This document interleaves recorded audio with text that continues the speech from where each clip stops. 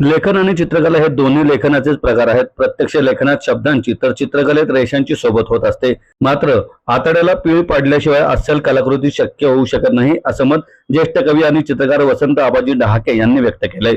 प्रसिद्ध चित्रकार आणि लेखक राजू बाविस्कर यांना त्यांच्या काळ्या निळ्या रेषा या आत्मकथनासाठी नुकताच साहित्य अकादमी पुरस्कार प्रदान करण्यात आला.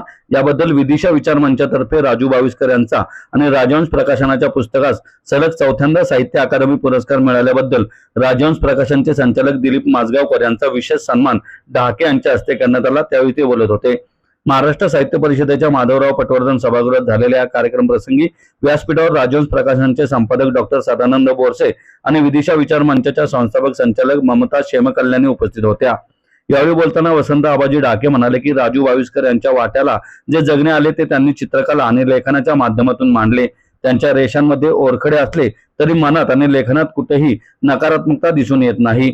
दिलीप माजगावकर म्हणाले की प्रकाशक म्हणून पुस्तक निर्मिती करताना नवीन विषय आणि लेखकांची निवड आम्ही आवर्जून करतो. आपण निवडलेल्या लेखकाच्या साहित्य कृतीला साहित्य अकादमी सारखा पुरस्कार मिळतो तेव्हा प्रकाशक झाल्याचे सार्थक वाटते.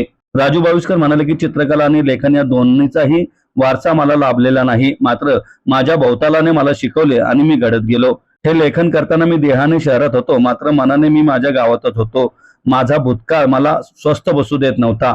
भूतकाळातील गोष्टींचा निसरा या पुस्तकामुळे झाला आणि त्याला राजहंसाचे पाठबळ मिळाले ही माझ्यासाठी मोलाची गोष्ट असल्याचं त्यांनी सांगितलं. काळ्या निळ्या रेषा लिहून झाल्यानंतर मी आतून मोकळा झालो. आजच्या सत्कारामुळे मी भारावून गेलो असल्याचं त्यांनी सांगितलं. मी ते लिहिताना खरं तर मी बऱ्याच वेळा म्हणतो पण असं की मी ते लिहिताना आतून मोकळा झालो, कारण की मला खूप मी त्रासलेलो होतो. त्या म्हणजे काय होतं की तुमच्या आतमध्ये जी गोष्ट पडलेली असते ना, तर ती तुम्हाला त्रास देते आणि तिचा मला खूप त्रास व्हायचा.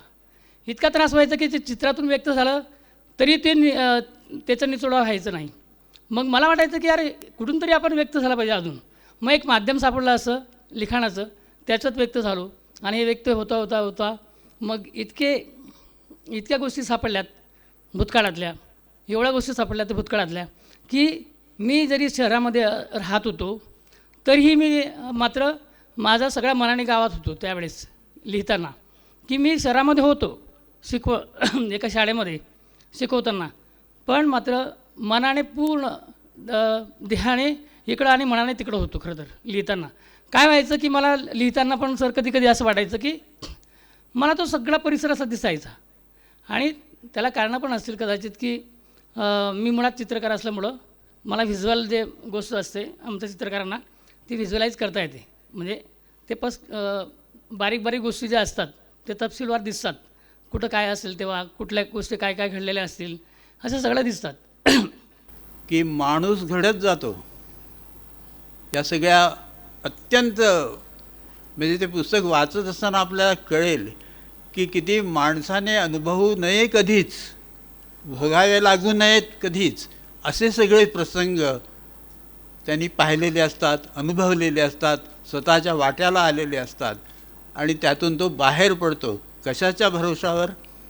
एक तुमच्या लक्षात येईल एक पुस्तक वाचताना की अशा या माणसावर राजू बाविस्कर यांची प्रचंड श्रद्धा आहे.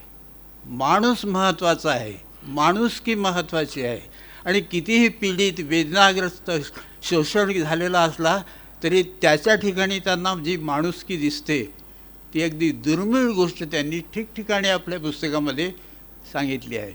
की गरिबीमुळे माणुसकी कमी होत नाही, अन्याय सोसत असलेल्या माणसाची माणुसकी कमी होत नाही, विविध प्रकारच्या यातनामय प्रसंगांना तोंड देणाऱ्या माणसाच्या मधली माणुसकी अदृश्य होत नाही. हे तुम्ही संपूर्ण पुस्तक वाचत असताना सारखं बिंबत जातं, अनुरणन होत राहतं. एखाद्या वाद्याचा स्वर पुन्हा पुन्हा येत राहावा ना, त्या प्रकारे की अरे या लेखकाने जे भोगलं आहे कडवट व्हायला पाहिजे, तिरस्कार वाटायला पाहिजे, तसं होत नाही. अतिशय माणसाच्यावर प्रेम, जिव्हाळा, म्हणून मी श्रद्धा हा शब्द वापरला आहे.